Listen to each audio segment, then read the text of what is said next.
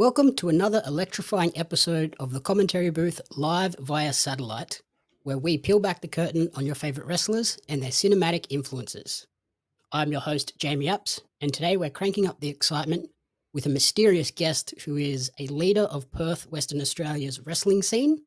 He is Oh, highly decorated as a three-time Lucha Libre Grand Champion, a former STW and EPW Tag Team Champion, SHWA Pride Champion, SHWA and AAW Tag Team Champion. Titles out the wazoo. Joining us live via satellite today is none other than the mysterious masked luchador Del Cano. I reckon we can stop it there. I think that you've talked me up more than anyone has in my entire life. Thanks, Jamie. Thanks for having me. My pleasure. How's everything on the other side of the country and EPW going? Well, from our perspective, you're the other side of the country. So on the good side of the country, everything is going really really well. Shows are happening with much more frequency. It's starting to feel a little bit more like the before time now. Um, everything's going really well. Sort of after Elimination Chamber, there was a thought that maybe things would die down, but we've been going from strength to strength, so can't complain. Yeah, very nice. Glad that you've sort of been able to keep that momentum going from the big super show.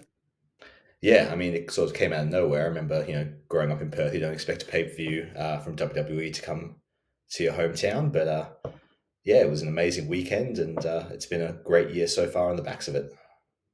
And then was it today you had the UFC in town as well? So lots of big events coming to Yeah, no, Perth. it's I don't know what the WA Tourism Board is doing, but keep it up, lads. Like, it's a great time.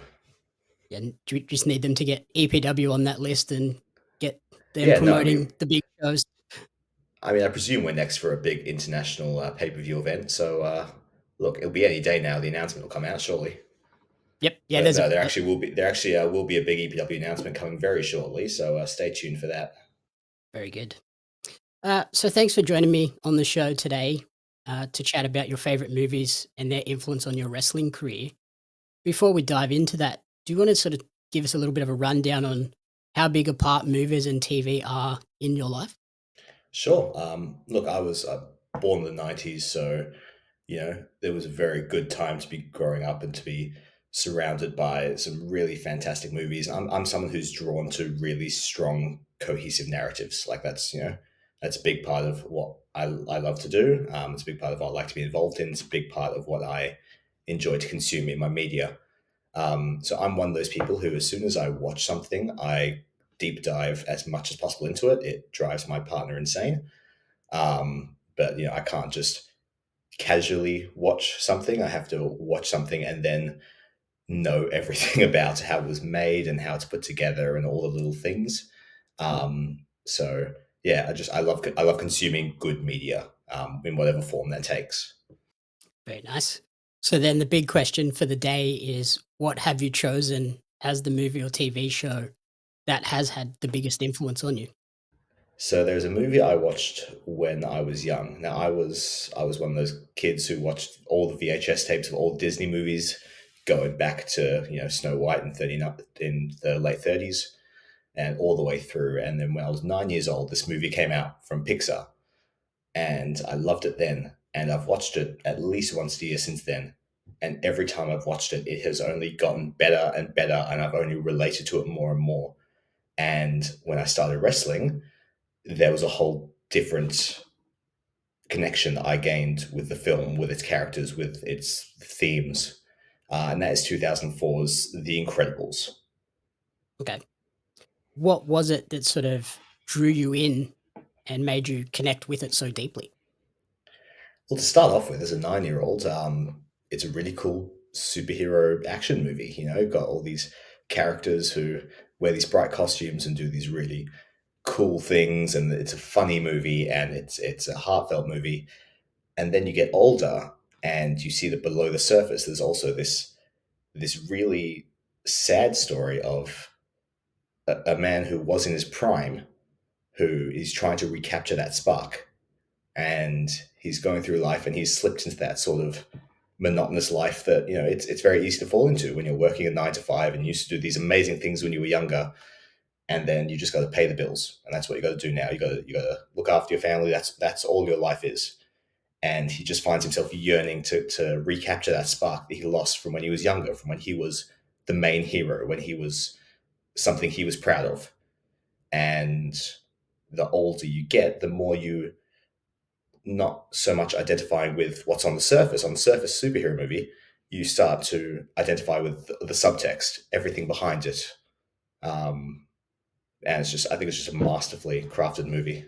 Yeah, I think probably everyone can connect to it in that way, but then also as a wrestler, you connect with that sort of story even more because you go through those waves in your career where you're potentially the top dog as like you've been multiple time champion across different promotions, and then Yes.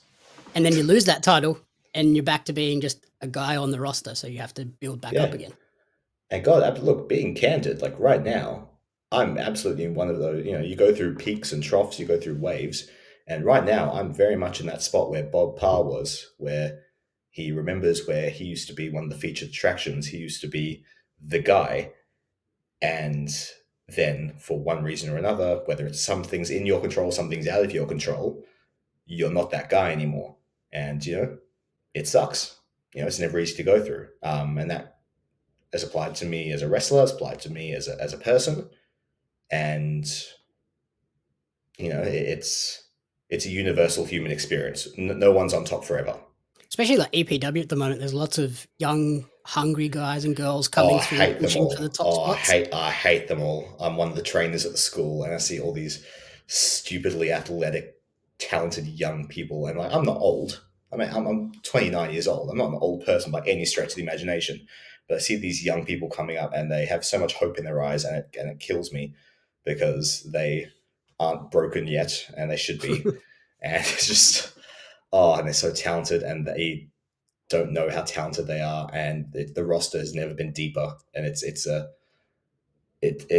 fight. It's a fight to get onto the card because it is that strong. It is that strong of a roster. Yeah, good problem to have as a wrestling promotion, though. Yeah, not for me. It's good for everyone else, but not for me. Yep. Great for everyone else. You mentioned you sort of watch The Incredibles at least once a year. Why do you still continue to come back and watch it? Is it just because you are finding those new nuances in the film every time? Look, there's definitely part of it's nostalgia. I mean, all of us have nostalgia for what most of our favorite wrestlers will be someone who we had from someone who we watched when we were a kid. So there's a part of that there. But it's also, I mentioned earlier, I love really well crafted narratives. I like really well crafted pieces of media. And if you watch The Incredibles, I challenge you to find a single part of that movie that could have been improved. And I watch it, and it's just for the just under 2 hours that it is, I am just transported into that world. And at no point do I ever think about what they could have done slightly better or a bit I don't like at all. It just keeps me going all the way through, and you know it gets you to feel both positive and negative emotions, similar to a wrestling match and a wrestling show. You feel those positive and negative emotions, but you feel them in a way that it feels like they've taken you on a journey. And there's no other film I've ever watched that has so consistently been able to do that to me. Okay, that's awesome. And then there is a sequel, The Incredibles 2. How do you feel about that sequel? Look, it's not The Incredibles. It's a good film. It's a good movie. I enjoy it, but it's not The Incredibles. I think that they waited far too long. I think it was what was the second one, 2018 or something like that. So it was 14 years after the first one. Like, come on, it's again back to wrestling. If the crowd is going after this one guy and they really want that one person they want that one person to win the title or win the Royal Rumble or whatever it is, and you wait 14 years to do that. Come on now, like, Yeah, you got to capitalize on the heat when it's there. yeah, strike while the iron's hot. So then, when you sort of began wrestling, how did you incorporate The Incredibles into Del Cano? And is there like one specific character that was the major touchstone? Oh, one specific character. Look, first and foremost, this thing. Believe it or not, this isn't my real face. Um, I sort of identified with going out there and putting on a mask and being that larger than life character because behind the scenes, I'm not a big larger than life person. That's just not who I am. But I put this on and I feel like that. And I put that on and I'm able to exude that and I'm able to present that to a crowd. So in terms of one character, look, it sort of depends on which side of the fence I'm leaning. To be perfectly honest, it's look, there are definitely times where I feel like a little bit of a dash, just sort of cracking dumb jokes because I'm being a little shit. And then there are also times where I'm, a bit of syndrome, cracking dumb jokes because I'm evil shit. Like, there are, um, I think there are actually parts of sort of all the characters, definitely Bob, a lot of the time, especially when I have to sort of feel that resentment that I spoke about earlier that, I'm not the guy that I was a few years ago. I definitely have to tap into some of that Mr. Incredible, um, regret or resentment. Um, but I don't think that there's out of sort of the main cast. I don't think there's anyone I take nothing out of. Yeah, so it's not necessarily just mimicking one particular character. You're pulling little bits and pieces from all of them to come up with your own unique superhero. Yeah, absolutely. And I think similar to sort of the main family in The Incredibles, who I am as Del Cano is it's that classic wrestling. You've heard it a million times. Just be yourself, but with the volume turned up. I'm not a character wrestler per se. Like you have those guys who go out there and they are these crazy wacky characters and they do it amazingly. I think of someone in New South Wales for years. I always admired Mick Moretti Mhm. because Yep. he was just this crazy. What I could never do what Mick did. Like he's sort of not doing it as much as he was in that sort of crazy wild. But I could never do that. So and the Incredibles don't do that either. They don't pretend to be sort of they don't pretend to be from outer space or whatever. Like they're just super able people who are doing their best to help. And as Del Cano, I sort of feel like I'm just a guy. That's always sort of I've always I always sort of envisioned Del Cano as a white guy who happens to be a luchador. Like they just happen to be. That's just completely by the by thing. On that front, is someone like El Generico also a big influence for you? Oh god, yes. Oh god, yes. Especially particularly when it came to selling, because you watch Generico and you never feel like you're not involved in the emotive performance and you can only see a quarter of his face. And that's because his body is just so expressive of what he's going through in that moment. Um, and something that people point out to me a lot at training is that, at training, believe it or not, I don't wear this all the time. Um, and so at training, I'm showing people how to do things and my face is popping off all over the place. And people are like, why do you wear a mask? Because when you wear a mask, you have to dial everything up because your face is hidden, and so you have to dial everything up in order to still convey that same level of emotion. So what's going on under the mask is like weird because otherwise it doesn't translate, and that is something that Generico does incredibly.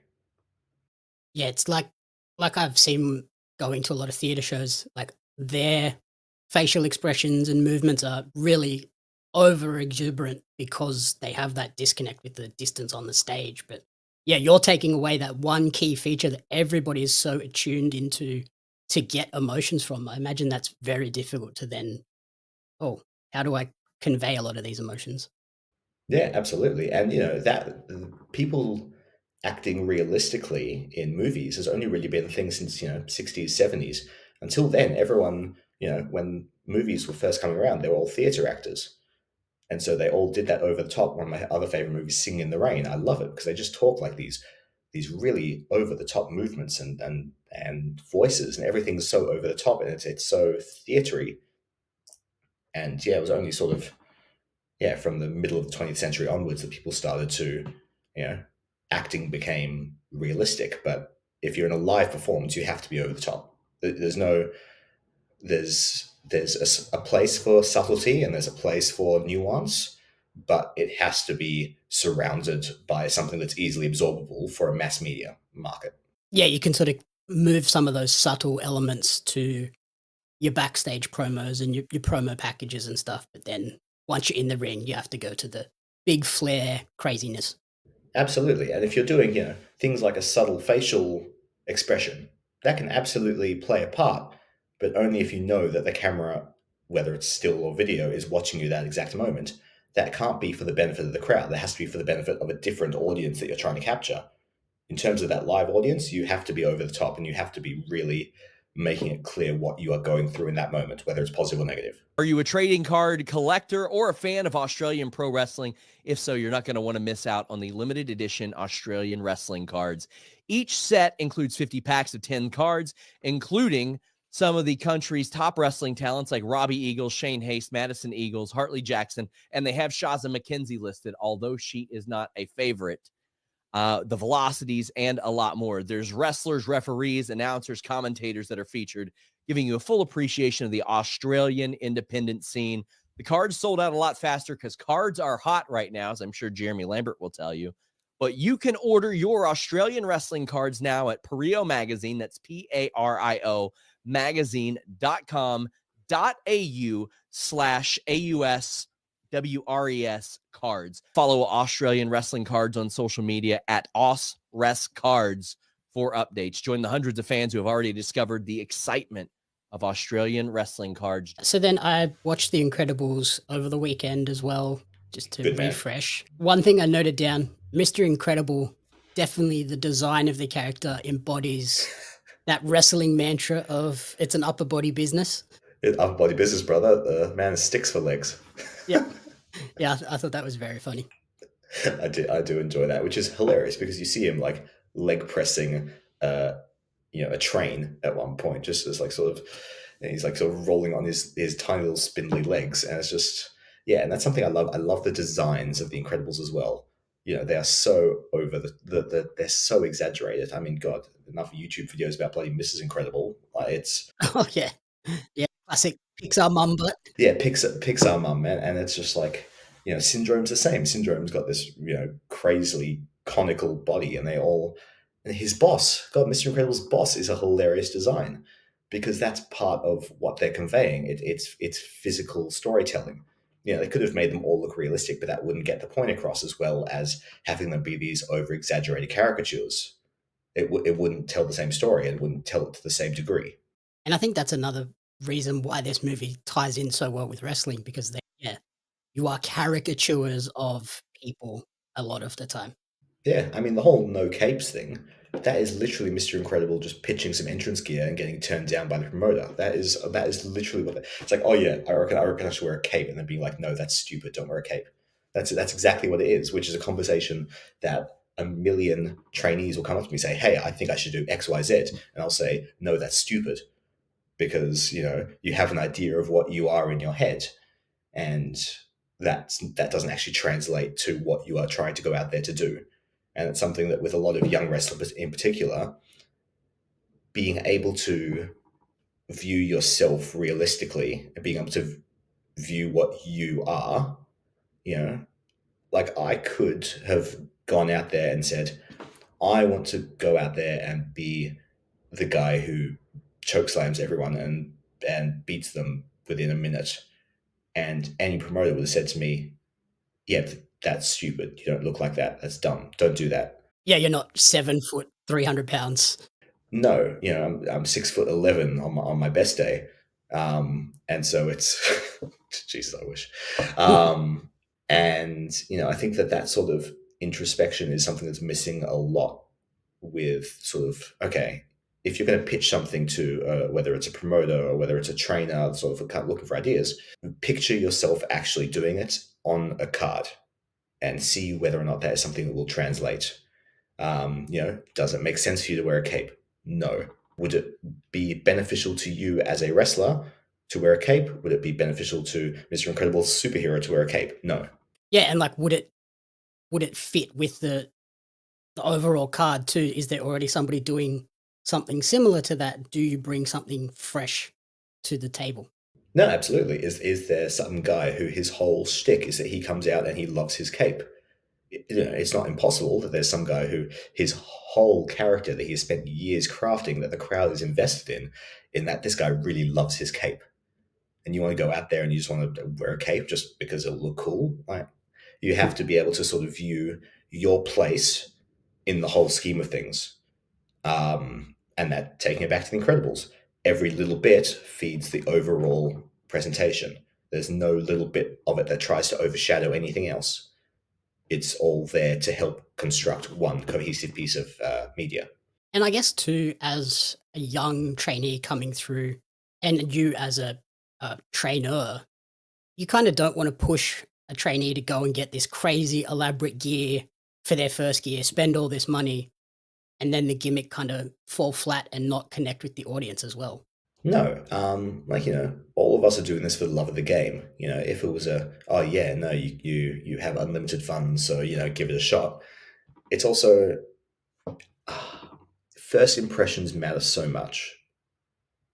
Like, and as a pro wrestler, if you go out there and the first time that you're making an entrance, you fuck up massively. Like you go out there and you are wearing the dumbest gear known to man, trying to make it work seriously, and then you trip over the ropes because your cape has snagged on the bottom rope, and then you're trying to save face, and then you get flustered and you forget the whole match. It's going to take you literally years to overcome that stigma. Like, there are too many, and just speaking for Perth, there are too many fantastic wrestlers in this state that if you aren't, I'm not saying you have to be, the perfect presentation from day one, but you have to be confident in what you're doing. You can't go out there trying something completely wacky that has no chance of succeeding and then think, oh, it's fine, I'll just try something different next time. No, they'll remember. They'll remember, and you'll be on the back foot from the beginning. It's like starting the match with a shitty lockup. If you start the match with a bad lockup, then the crowd's immediately not invested in what you're presenting. And you have to then work harder in order to get back the legitimacy you were trying to get from them. Like, I think even if we look to the WWE, like the Titus O'Neil, the famous trip and slide under the ring, like that's one of the biggest things he's remembered for, and it's because it's this Absolutely. crazy stuff up, and And that's imagine if so that had hard been to his overcome. debut. Yeah, He had years of being a character up to that point. So people were like, okay, yeah, like he's not the best wrestler, but like, he's very charismatic and he's very whatever. If the first thing they ever saw from the bloke, the Shockmaster. Yep. What's the first time you ever see the Shockmaster is him tripping over a board in front of his legs, his mask falling off and being like, oh shit, and like trying to put it back on and then trying to look hench. No, it's over. You're done. Yep. Yeah, the gimmick's I think dead in the water. The Shockmaster is a perfect example of what we're talking about. Like, he came out there with a glittery Stormtrooper helmet. He paid for this very expensive gimmick. I mean, WCW paid for it, but whatever. And cool, ruined. So then, in terms of The Incredibles as well, if you were to cast a live action Incredibles from Australian wrestling, who would come in as the Incredibles, and then who would come in as Syndrome to go up against them? All right, here we go. All right, so the one that immediately comes to mind is Dash, which has to be Paris. Like, no one else could be Dash. Like, the little shit. Like, I love him, but yeah, he's just Dash. He's very fast. He's very fast. He's very. Oh, okay. God, sort of leaning towards Sydney people a lot, which is not great for the Perth representation. So I'll keep thinking. Who's Bob? Who's Mr. Incredible?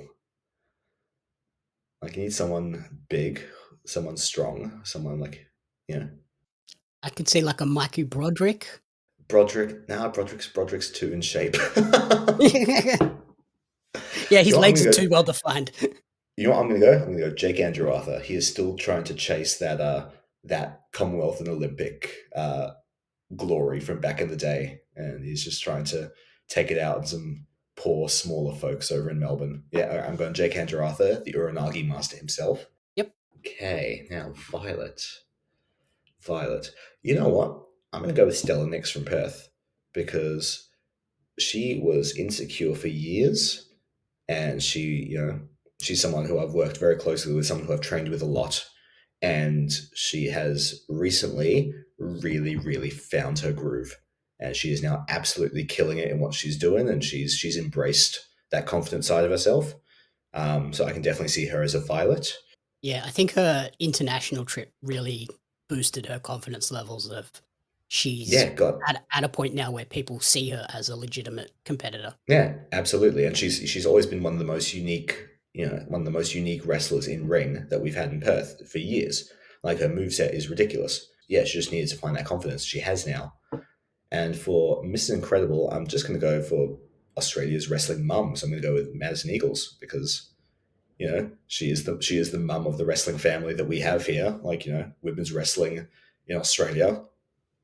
That's Madison Eagles. You can't really say anything else there. Now, who's the syndrome? Who is the evil bastard who is trying to take down Australian wrestling?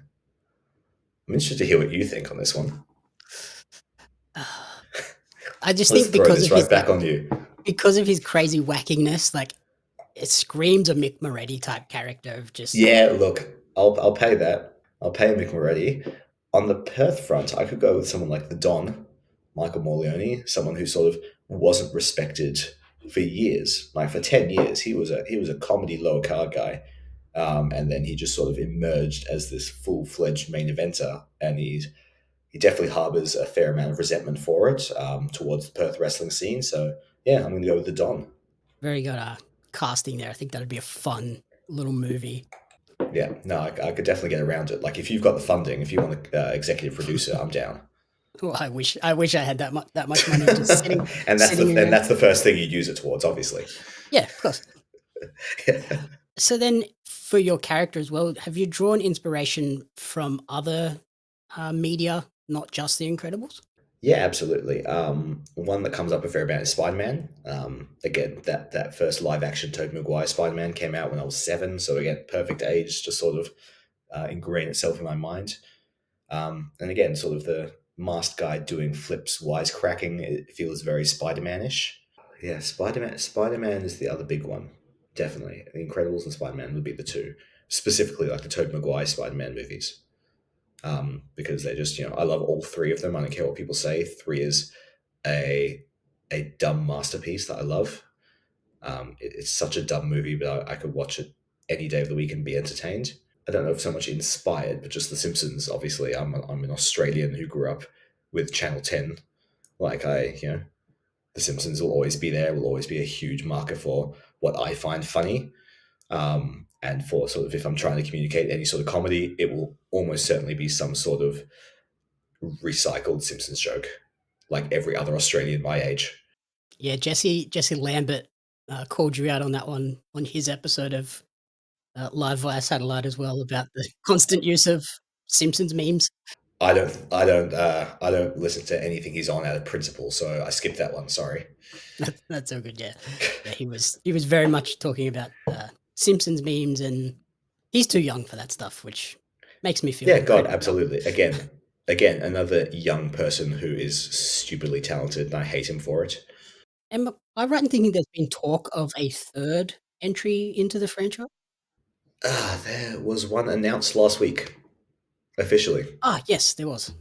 It's done. Look, I'll watch it, obviously. Literally, but it's just Again, it's kind of maybe they waited too long. maybe they've waited too long, and it's I don't know how many times I can because I'm a completionist as well. Like I can't start it again. Talking about things that drive my partner insane, I can't start a TV show and then not sort of finish it as soon as possible, because I like viewing narratives in their completion.